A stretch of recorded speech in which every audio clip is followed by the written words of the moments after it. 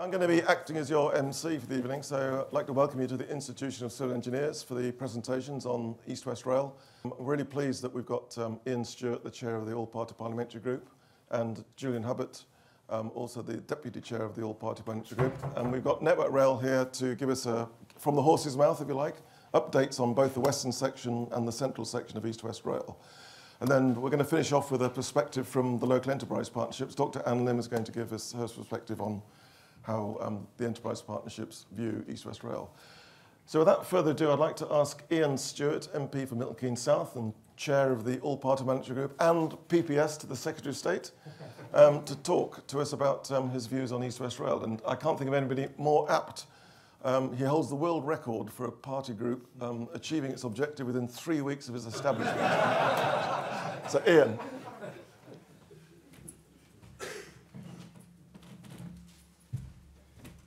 Thank you very much, Patrick, for that introduction. So several of my colleagues have asked me what's the secret about establishing an APPG and seeing the results delivered within a few weeks. I'd like to claim I've got the Midas touch, but I think it was more down to luck than anything else. It's my great pleasure to open our session this afternoon. As I was travelling down to Westminster today by train, on the Underground, I spotted a number of posters for the film The Imitation Game, which is about the life of Alan Turing and the code breakers at Bletchley Park. And it got me thinking why Bletchley Park was sited where it was, why the code breaking centre was there.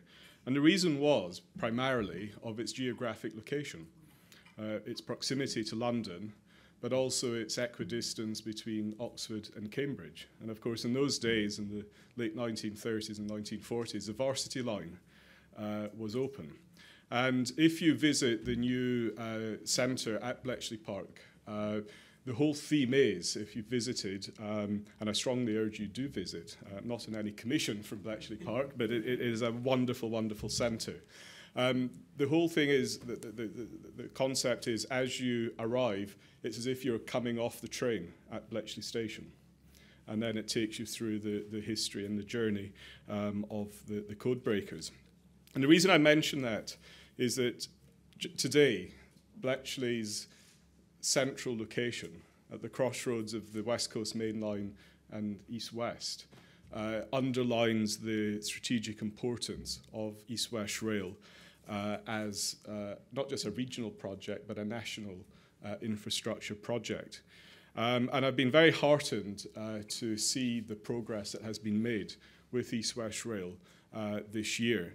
A few months ago, I accompanied my boss, the Transport Secretary, to Bicester to see for ourselves the progress that's been made in Phase 1, upgrading the line between Bicester and Oxford, but also the new chord that's being constructed to link it to the Chiltern Main Line. And also been encouraged to see the ARAP report that came out in the summer, which not only confirmed the economic case for the project, but that the benefits are now double what was originally estimated. Originally, it was forecast East West Rail would deliver a £38 million per annum boost to regional GDP. That's now 73 million. And it's now estimated that there'll be a £33 million per annum boost to the UK's tax receipts. And given the state of the public finances, that will be a welcome bonus. And the investment payback period is just over 5 years. But the part of the ARAP project, ARAP report that I found most interesting was the connectivity section. There's a couple of maps in the middle of the report, and it shows the range of UK rail destinations that will be accessible from stations on East West Rail with only one change. And I encourage you all to look at that because I found it quite significant. 45 of the 61 UK cities are one change away from stations on the East West Line.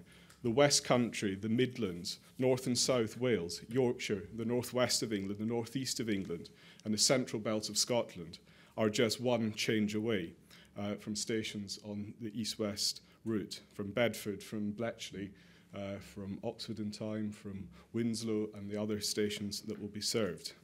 And that's just for the western section. Julian Huppert will say a few words in a moment or two about the potential of the central section going to Cambridge and plugging into the East Anglia network. And I'd love to see the map of the connections from east-west stations to the rest of the UK once we're plugged into the eastern part of the network. And I think the country's beginning to realise the huge potential of this line. Part of my job as PPS is to act as a compere almost when transport questions are on in the House of Commons. I've got the strategic job of making sure notes are passed from the ministers to the civil service box and back again. But I do get lobbied by colleagues from around the country about transport wishes. And I've started to notice that a good number of these are connected with East West Rail. Colleagues in Wiltshire are realising the potential of connecting their regional services to Oxford and then into the East West Rail network. So I think we're going to see more and more of that. I'm very proud to be associated with this project. Like all members of Parliament, I've got a little job interview coming up in 6 months' time. And I very much hope to be re-elected for all sorts of reasons.